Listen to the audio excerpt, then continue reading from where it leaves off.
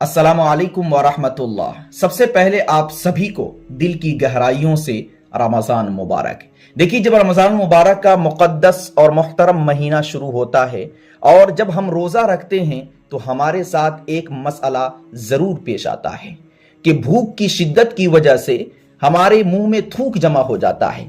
तो ऐसे में हमारे ज़हनो दिमाग के अंदर एक ख्याल आता है कि अब इस थूक को हम निगल लें या फिर फेंक दें। अगर इस थूक को निगल लेते हैं तो क्या रोजा टूटेगा या नहीं टूटेगा।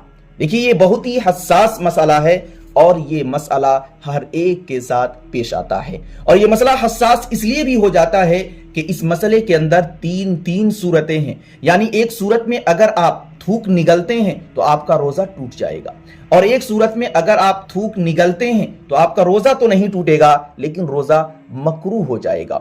और एक वह सूरत है कि जिस सूरत में अगर आप थूक निगलते हैं तो ना आपका रोजा टूटेगा और ना ही रोजा मकरूह होगा। तो चलिए उन तीनों सूरतों को एक एक करके जान लेते हैं। सबसे पहली सूरत कि जिस सूरत में रोजा न टूटता है और ना ही रोजा मकरूह होता है, वो ये कि कुदरती तौर पर आपके अमल के दखल के बगैर गैर इख्तियारी तौर पर मुंह में थूक जमा हो जाए और आप उसे निगल लें तो इससे आपके रोजे पर कोई फर्क नहीं पड़ता। और आम तौर पर यही होता है कि जब हम पहली मर्तबा रोजा रखते हैं तो कुदरती तौर पर गैर इख्तियारी तौर पर मुंह में थूक जमा होता रहता है। तो इस सूरत में आप बार बार थूकने की जरूरत नहीं, आप उस थूक को निगल लें, इससे आपके रोजे पर कोई फर्क नहीं पड़ेगा। अब दूसरी सूरत कि जिस सूरत में रोजा टूटता तो नहीं लेकिन रोजा मकरूह हो जाता है, यानी रोजे के अंदर कमी आ जाती है। मकरूह का मतलब यह है कि रोजा के लिए यह अमल नापसंदीदा है। वो ये कि आप जानबूझकर मुंह में थूक जमा करें और फिर निगल लें, यानी आपके अमल का दखल है थूक जमा करने में। कुदरती तौर पर या गैर इख्तियारी तौर पर थूक जमा नहीं हो रहा है, बल्कि आप खुद ऐसा कर रहे हैं और जानबूझकर थूक जमा कर रहे हैं और निगल ले रहे हैं। तो फिर इस सूरत में रोजा तो नहीं टूटेगा लेकिन हां, रोजा मकरूह हो जाएगा। और शायद मेरे ख्याल से ऐसा कोई करता होगा, ऐसा कोई करता भी नहीं और करना भी नहीं चाहिए। तो ये दो सूरत कि इन दो सूरतों में रोजा नहीं टूटता कि अगर गैर इख्तियारी तौर पर आपके अमल के दखल के बगैर थूक जमा होता है और आप निकल लेते हैं, अंदर हलक से नीचे उतार लेते हैं, तो रोजा नहीं टूटेगा। और दूसरी सूरत कि आपके अमल का दखल है, आप जानबूझकर थूक जमा कर रहे हैं और निगल ले रहे हैं, तो इससे रोजा नहीं टूटेगा लेकिन रोजा मकरूह हो जाता है। और आखिरी सूरत जो अहम है, जिस सूरत में आपका रोजा टूट जाता है, वो ये कि थूक बाहर आए और फिर आप उसको अंदर निगल लें। मिसाल के तौर पर हाथ पर थूक आ गया या होंठ से नीचे उसका सिलसिला खत्म हो गया, इधर तक थूक और जबान को लटकाकर आप उसको अंदर कर लिए, या इसी तरीके से किसी दूसरे के थूक को आप निगल ले रहे हैं।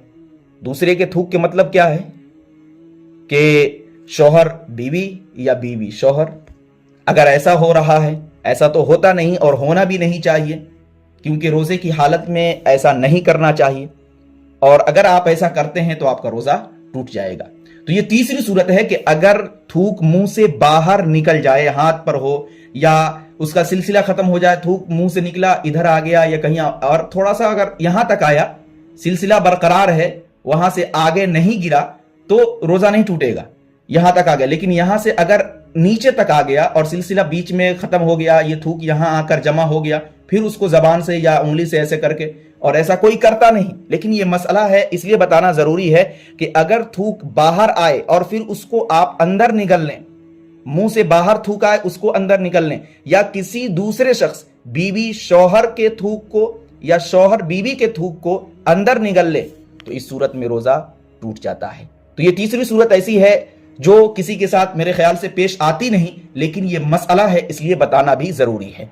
तो वाज़े तौर पर मैंने बता दिया कि थूक निगलने की 3 सूरतें हैं और उन 3 सूरतों का हुक्म क्या क्या है। तो इस वीडियो को ज्यादा से ज्यादा शेयर करें ताकि देखे कोई और सवाब आपको भी मिलता रहे, क्योंकि दीनी वीडियोस को शेयर करना भी सदक़े जारिया है। अस्सलामु अलैकुम व रहमतुल्लाह।